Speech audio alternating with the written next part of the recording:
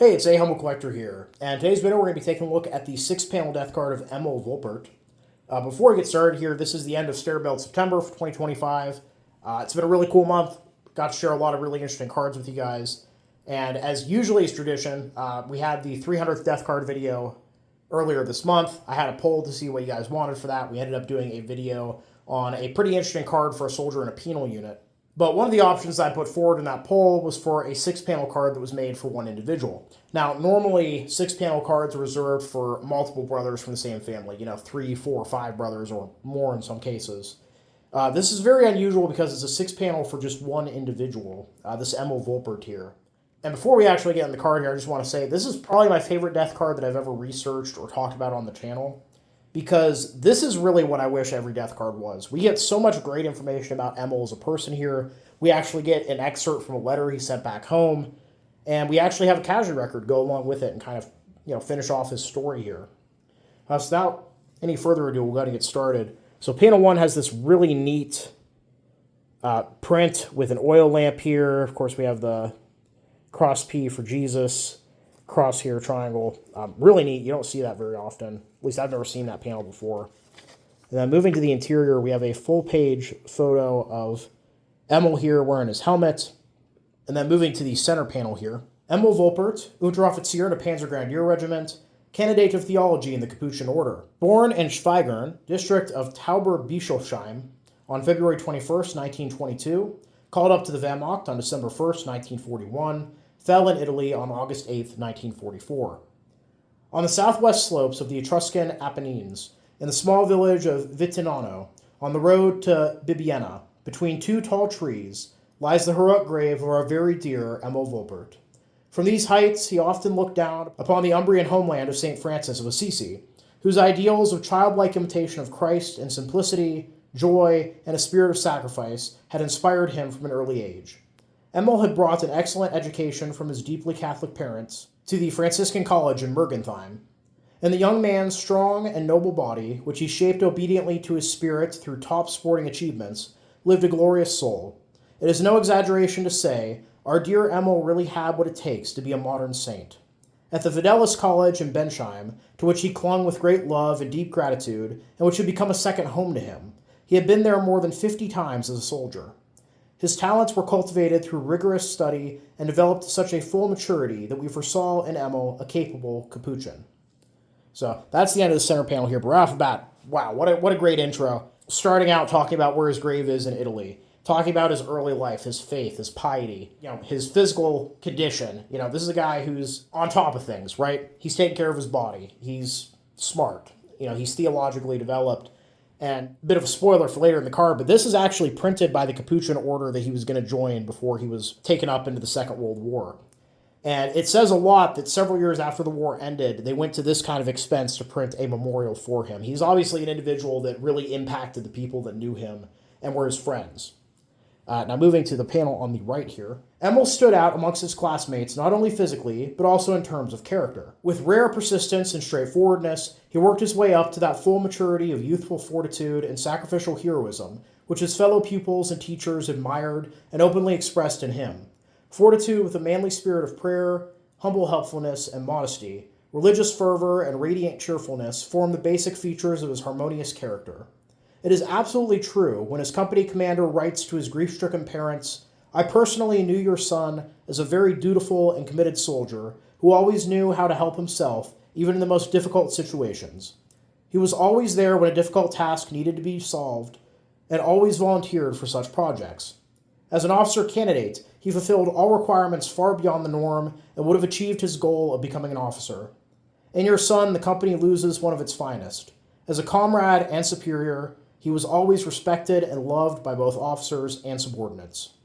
Our young hero fulfilled the bishop's requirements for the priest candidate to demonstrate constantium et fortitudinem, spiritual firmness and courage, in an exemplary manner, even during his time as a student and soldier. There was nothing hidden in Emil, nothing confused or changeable, nothing weak or effeminate. Like a good soldier of Christ, 2 Timothy 2:3, he worked on himself with boldness, perseverance, and that flexibility that constitutes Christian virtue. So once again, we get a lot of great information here, but I love this excerpt from his company commander, because we do very rarely, but occasionally, see excerpts from these kind of letters on death cards. But they're always very boilerplate, you know?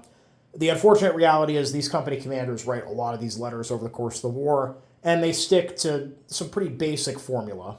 You know, good soldier, beloved by his comrades, will be dearly missed. Not saying that that's not what they actually feel, but, you know, you get into a formula for writing these kind of letters when you're writing dozens of them at a time. But there's a lot of extra information here, you know, really hammering home again that Emil was well loved by all of his peers. And I've heard a lot of these letters, but this one actually does stand out as having a little bit more feeling behind it, I guess, than there normally is. There's a little bit of extra detail, and it really does seem that his company commander did actually really like him and respect him, and, you know, is obviously also hurting from his loss. And then moving to the last panel with text here, because the middle panel on the back is blank. His pure soul was a still, clear mountain lake. That is why he loved places of prayer and piety. In one of his last letters, he writes that he had been injured in the head by a splinter 8 centimeters long and 2.5 centimeters wide, and he had dragged himself to the command post next to a church dedicated to St. Francis. Holy Mass had just begun. This was another good opportunity that I didn't let pass unused. I was able to attend 6 Holy Masses. I gave a Franciscan priest a stipend for a Thanksgiving Mass. I immediately went to officiate at Holy Mass, dirty and greasy, unkempt and unshaven, my rifle next to the altar. Outside the church, shells exploded, and the first jabos, Stukas, and Jaegers flew in the air. This was likely the last Holy Mass of the son of Francis, who longed for the Catholic priesthood. The eternal high priest accepted the sacrifice of his life. With his parents and siblings, we mourn this faithful candidate for the order and priesthood, who was always guided by the Savior's words. Whoever loses his life will win it. And it's signed at the bottom here, Erwin Breitstein, 10th of April, 1946, from the Provincialate of the Capuchins.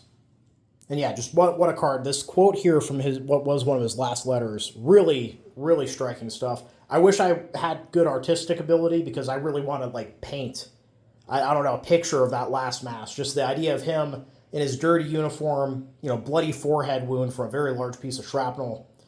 And, you know, with all the American planes attacking outside, it's really neat imagery. I was actually able to find a copy of Emil's casualty record, which, to be quite honest, is a bit of a miracle. Those of you who followed the channel for a while know that when it comes to the Italian theater, not a lot of casualty records survive. And what's even more remarkable, for only the second or third time in researching cards for my collection, his cards actually typed, not handwritten like they normally are. And because of this, we know that Emil was a member of the 3rd Company of Panzergrenadier Regiment 115, which was part of the 15th Panzergrenadier Division. And we do have a cause of death listed. Now, as I went through the process of translating this card, I was really hoping that when I did actually find the casualty record, that his cause of death would be something quick. You know, a shot to the heart, direct artillery hit, something that would have meant that Emil hadn't really suffered in his last moments. And unfortunately, that really wasn't the case here. According to his casualty record, he had both of his legs blown off by artillery at Mount Grillo, which is 10 kilometers northwest of Arezzo. And Arezzo had actually been liberated on July 16th, which was only a few weeks before Emil's death. So obviously the Germans are still fighting up in the mountains above the town there. And it's up in these mountains where Emil is hit by the shell, severely injured, and probably died relatively quickly, though it's impossible to tell with the information that we have. And what's interesting is that down in Arezzo, there is the Basilica of San Francesco, or St. Francis. And I can't help but wonder if Emil here had his final Mass, again, bloodied, giving thanks for his life being spared at that moment, in this church, down in this town. I did a search through the area, and that was the only church I could find for St. Francis in the immediate vicinity, so it seems like a likely candidate, but I'm not 100% sure. Now, while we did get that lovely description of where his grave was at the beginning of the card here, his body has since been moved. He's actually buried at the Pomezia Military Cemetery in Block A, grave 469. I do actually have a card for another member of the 15th Panzergrenadier Division. Johann Neuwirth was an Obergefreiter in the 2nd Company of Krankenkraftwagenzug, or Ambulance Train 33, who died after being strafed by an Allied aircraft, taking gunshot wounds to the heart and knee joint at Subiaco, Italy, on May 30th, 1944.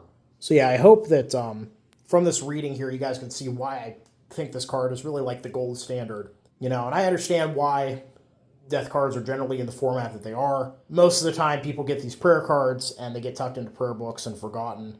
And because of that, the family's also grieving. They have a lot of stuff on their minds, a lot of stuff going on. They don't really have the time or the means to sit down and make a very extravagant card like this. I've seen a fair number of 6-panel cards over the years, even some that have more than 6 panels, but I've never seen one with more than 4 panels that was just for one individual. So it's really a remarkable card. Like I said, it's like my favorite one in my entire collection. And I'm really glad I took the opportunity to share it with you guys here at the end of Stair Build September. I hope you've enjoyed this month of posting. And yeah, definitely leave a comment down below. Let me know what you think if you agree with me. I hope you guys all enjoyed the video. Please leave a comment down below. Love hearing from you. Thank you all for watching. Happy collecting. And I'll see you all again very soon.